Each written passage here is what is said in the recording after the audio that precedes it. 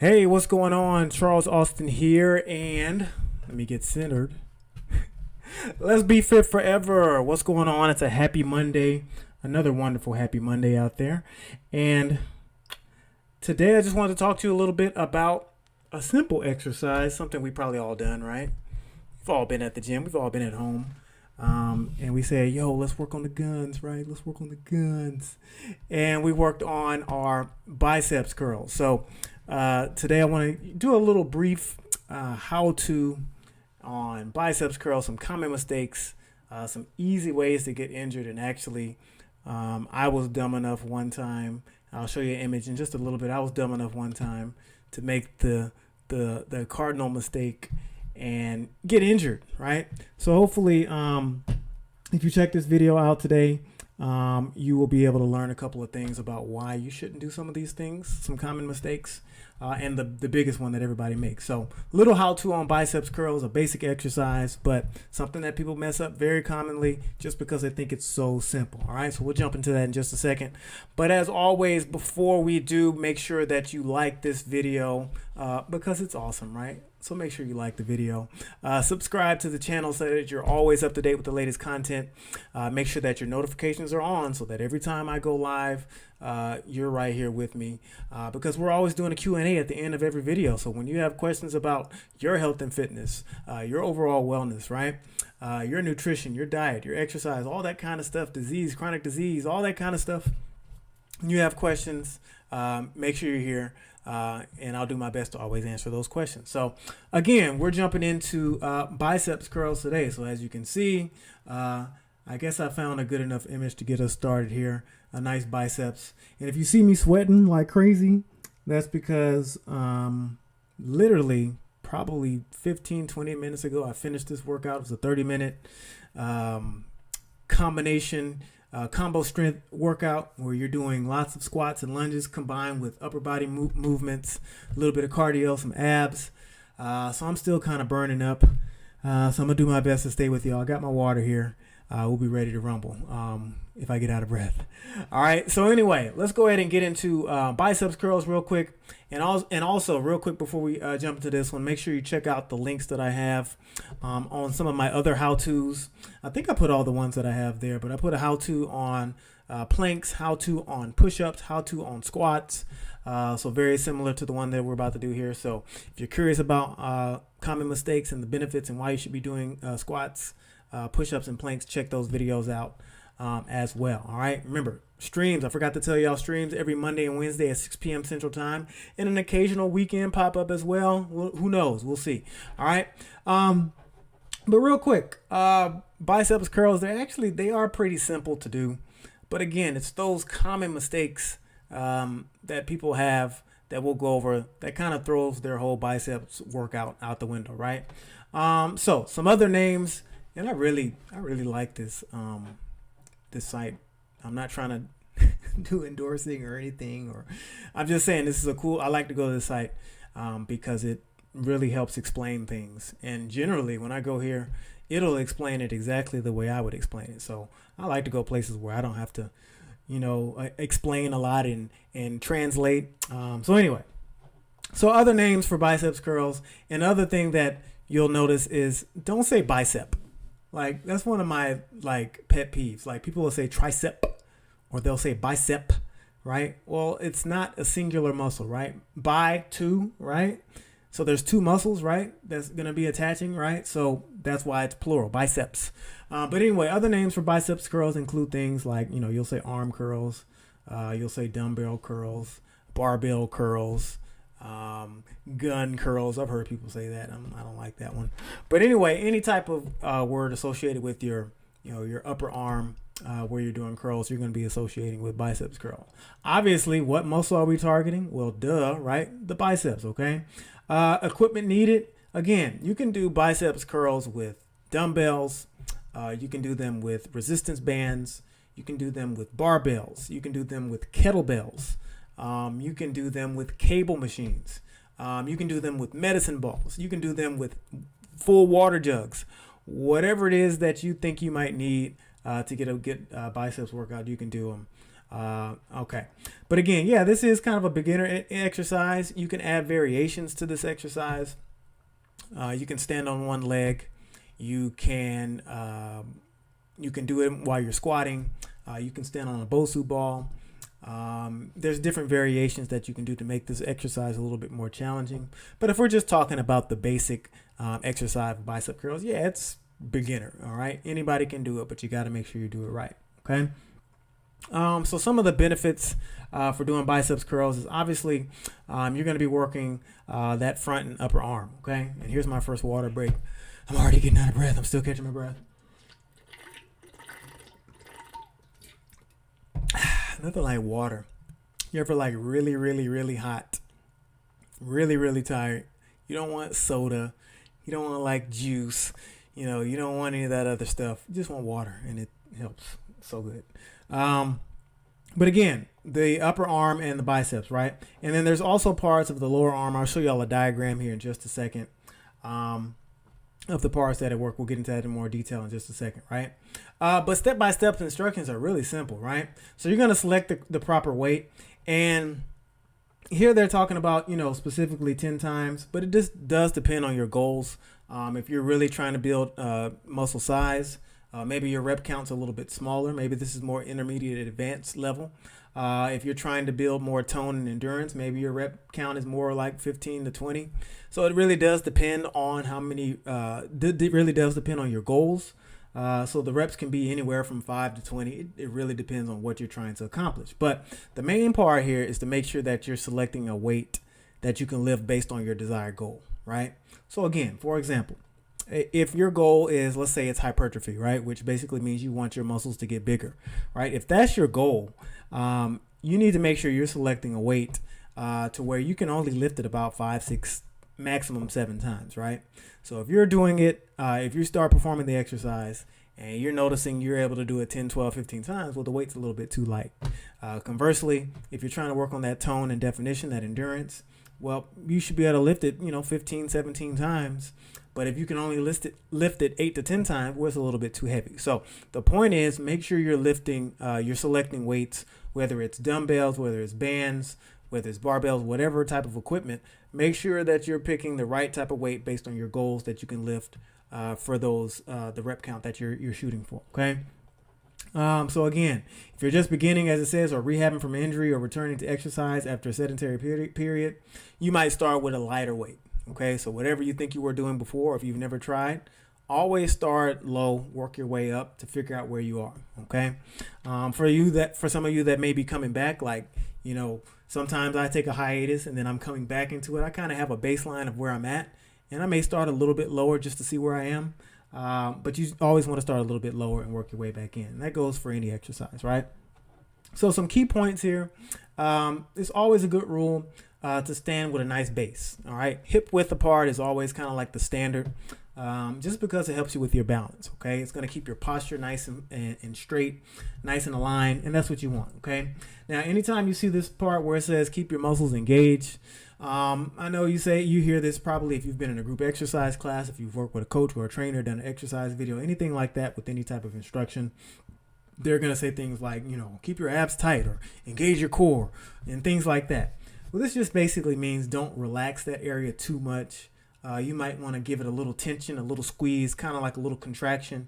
And what this does is it keeps your posture, right? It keeps you aligned so that there's no slouch, there's no bend in your torso and your back and your core areas. So that's what they're talking about there.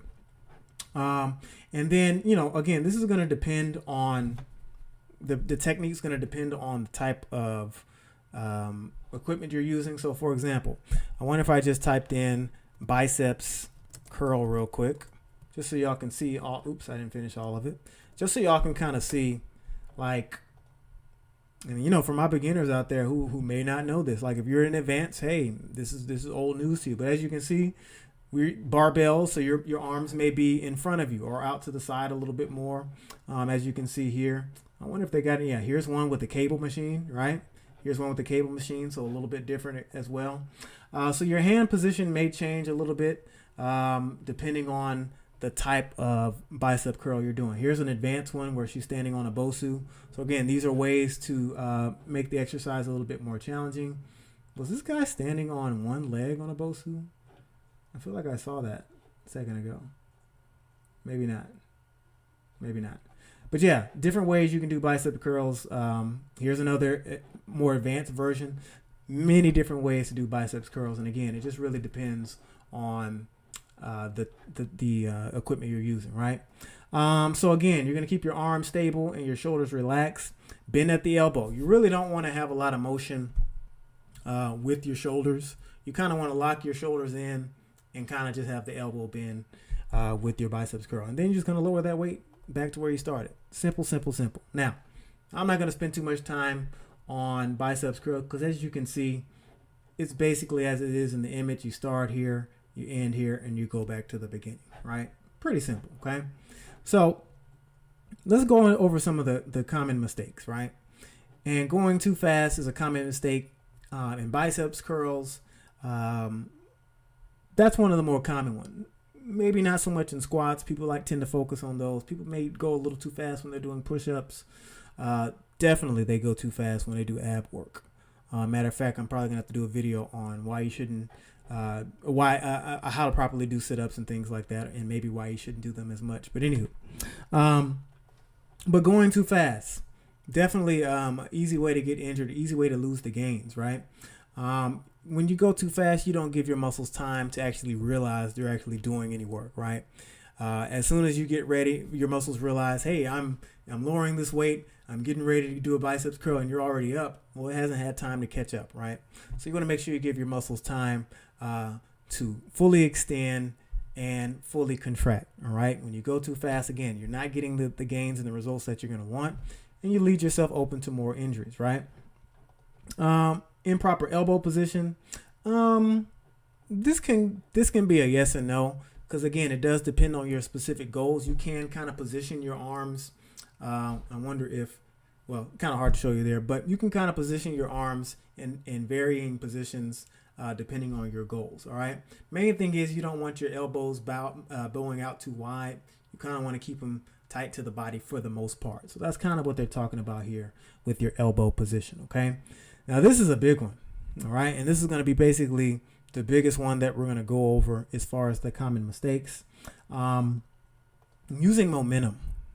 And this is something people do with sometimes I'm at the gym and I'm just like screeching because so many people are using momentum, which you should never do. Well, I don't want to say never. You should hardly ever do, right? Sometimes if you're doing power training and different types of functional training, you may have to use a little momentum. But for the most part, for the general person, you're not going to want to use a lot of momentum. Easy way to get injured, easy way to lessen your gains, right?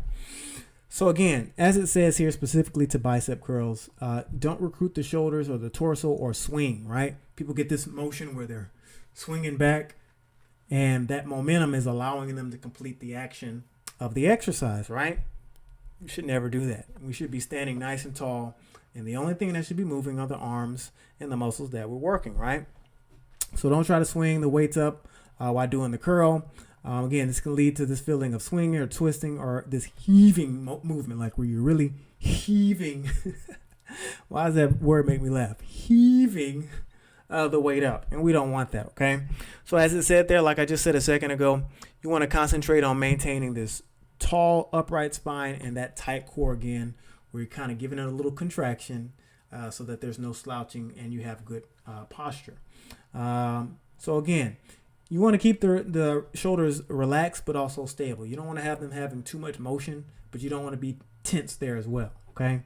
And then also watch that your shoulders don't move forward to initiate any of the movement, okay? And this is basically like having a little bit of a rock forward before you start to curl those weights up. So again, try to keep your body nice and stable, nice straight lines. If you've seen any of my how-to videos, I talk about straight lines. That's very important. And again, choose lighter weights or reduce the number of repetition if any of this occurs. So one of the things that'll happen if you start to feel yourself start to swing, stop immediately and lower the weight because you're not strong enough to do that weight, right? If you have to arch your back and bend, which I'll show you here in a second, then the weight's too heavy. Okay. So again, I told y'all real quick. No, I don't want to subscribe. Main muscles worked here. Obviously the biceps brachii muscle, right? Which, let's see here. Right in here, yeah. So your biceps brachii is basically the one that everybody likes to flex all the time, right? This one that's right in here, okay? You got your brachialis and your brachioradialis. Let's see, was that one on here? Yeah. All right. So your brachioradialis is right in here, and your brachialis is kind of behind your biceps muscles, right?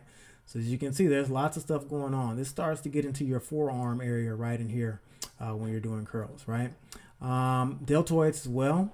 So they didn't highlight it here, but you got your deltoids right in here. Shouldn't be too much work on your deltoids, but they are involved, okay? Also your wrist extensor muscles, right? So you have your, here we go. So you have your extensor muscles that kind of work along with your forearm.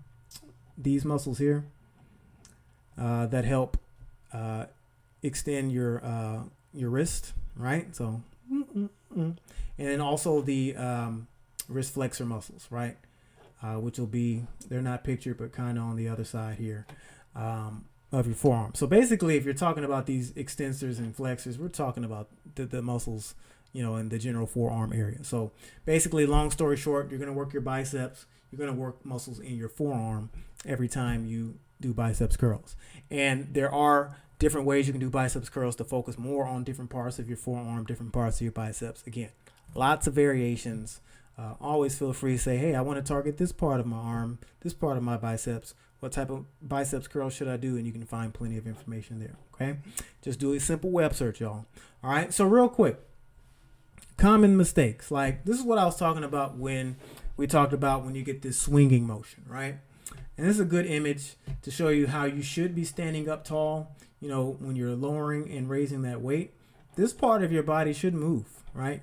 All right. Now, obviously, there's going to be a little bit of a rock, a little bit of motion. You're not going to be perfect like it is in this image because none of us are perfect.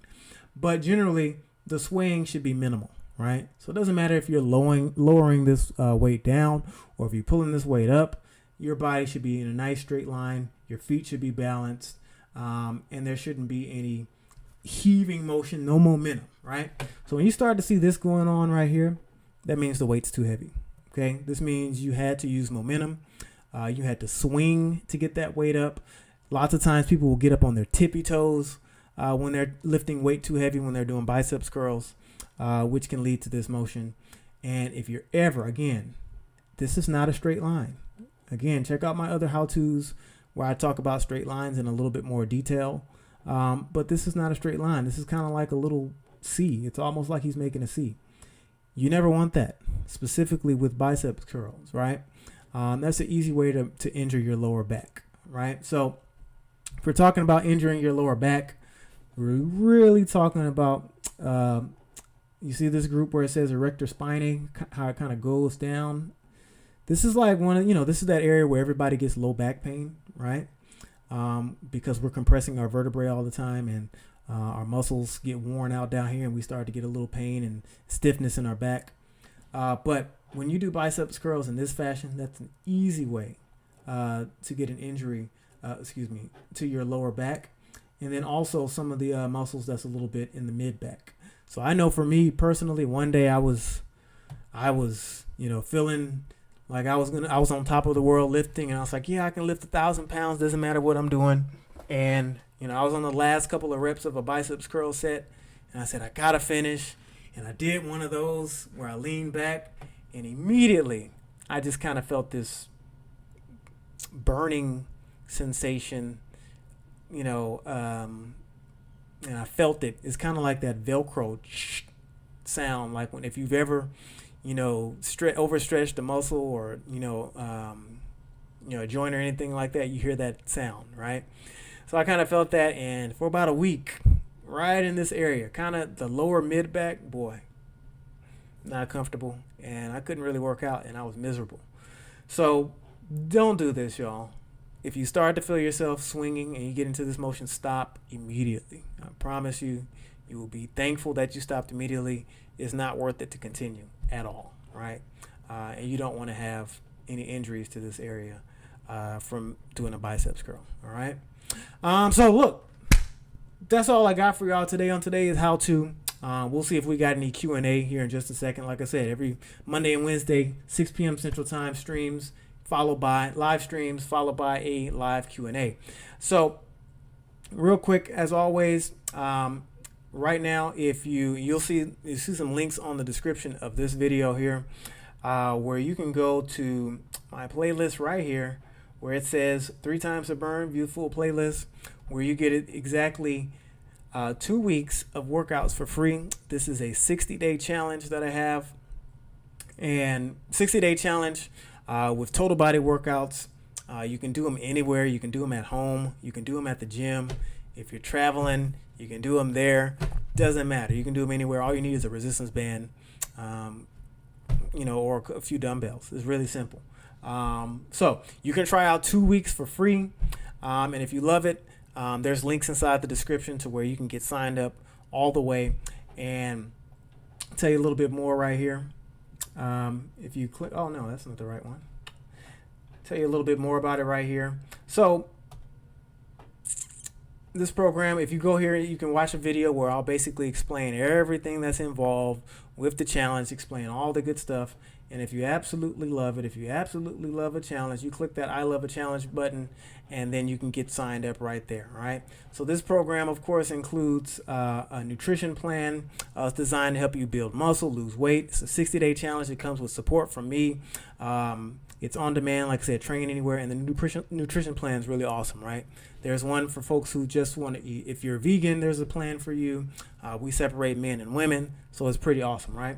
If you need something a little bit more, check out my Fit Forever family, right? So you can hit more info right here, right off the homepage, and you can schedule your free consultation. Pretty soon I'm going to upload a video here where I kind of explain some more details, but I'm still working on that. But you can book a free consultation. I can go over the entire program with you. I have some folks going through it right now, some of my family members, so shout out to y'all. But this is a little bit more in detail for folks with bigger goals, more long-term goals. But if you're looking for something a little bit quicker, a little bit easier to follow, check out 3 times to burn. If you want something a little bit more detailed, a little bit more educational, check out my Fit Forever family. All right. And then also links into the description of this video. You can check out my books right here, 85-15 diet plan, where I basically show you exactly how you can eat primarily a plant-based diet. If you're still somebody who's eating meat, I'm vegan myself, hey, but that's not everybody. So some of y'all out there still eating meat, hey, this is an easy way for you to figure out how to eat a primarily plant-based diet while still fitting in plenty of the right amount of meat. And also the toilet book, What Goes in Matters, basically explains numbers 1 and 2, you know what that is, and how they pertain to your health and your overall well-being. Believe it or not, the stuff you put in that toilet is super important. It can tell you a lot about your overall health. So make sure you check that stuff out. All right. I'll check my phone, but it looks like we're quiet today. So no Q&A for today, but again, we always do that every Monday and Wednesday, 6 p.m. Central Time when we stream, followed by live Q&A. So check me out. I'll be back on Wednesday for our next topic. What do we want to do Wednesday? I don't know. I'll figure that one out. Okay. But I'll be back Wednesday, 6 p.m. Central Time. Make sure you like this video, subscribe. Turn your notifications on so you're up to date with the latest content. And also follow me. I have links to my Facebook, my Instagram, and my Twitter. Links on the description of this video right below. You can follow me at Fitness Charles and also find out more at fitnesscharles.com. All right. I will see y'all next time on Wednesday. Until then, as always, be happy, be healthy, and please